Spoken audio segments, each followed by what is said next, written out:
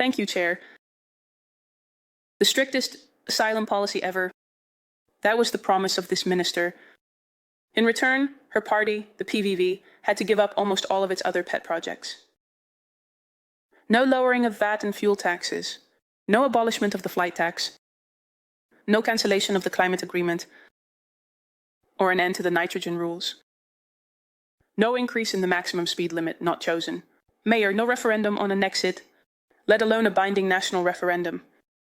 And furthermore, no Prime Minister, Wilders. Maybe, Chair, it's a bad deal. Perhaps in the Netherlands you always have to compromise. Anyway, the outcome of the coalition negotiations creates very high expectations regarding that strictest asylum policy ever.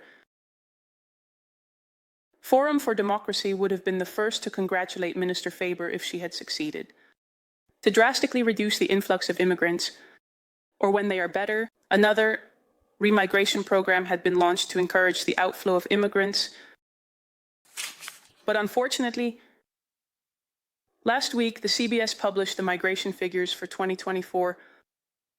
A total of 314,000 people entered our country.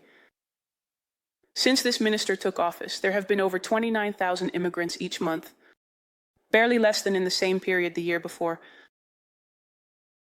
One could argue that a new course takes some time. I could certainly understand that. It's just that both the measures already taken and the future projections give little reason for that. For example, the minister failed to secure an opt-out from the European migration policy, as expected, because such an opt-out requires a treaty amendment and unanimous support from all EU member states. The distribution law has still not been withdrawn.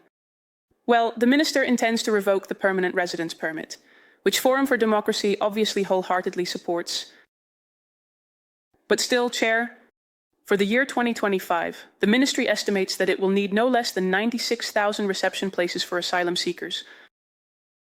The minister writes in her letter of January 15th that, and I quote, efforts are being made to increase resilience against future peaks in asylum inflow through structural adjustments in reception capacity, end of quote.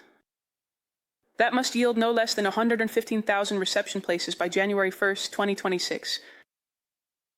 And I can't help but wonder, does this minister actually want more or fewer asylum seekers? Does she agree with Forum for Democracy that a larger reception capacity suggests that she expects and also wants to accommodate more asylum seekers, and that a larger capacity will also have a pull effect? How does the minister really intend to change anything if she continues to adhere to EU rules and the UN Refugee Convention? And why aren't we hearing about encouraging repatriation? Chair, I don't need to explain the consequences of mass immigration. Unaffordable housing, young couples and families unable to find a home, insecurity on the streets, and pressure on our welfare state. Mass immigration is the most important political issue of our time, and time is ticking. I therefore make an urgent appeal to this minister. The Netherlands is our only home. Forum for Democracy sees it not only as our right, but also as our duty to protect and preserve that home. If the minister wants to keep her promises, then it's high time she shows that she shares that vision with us.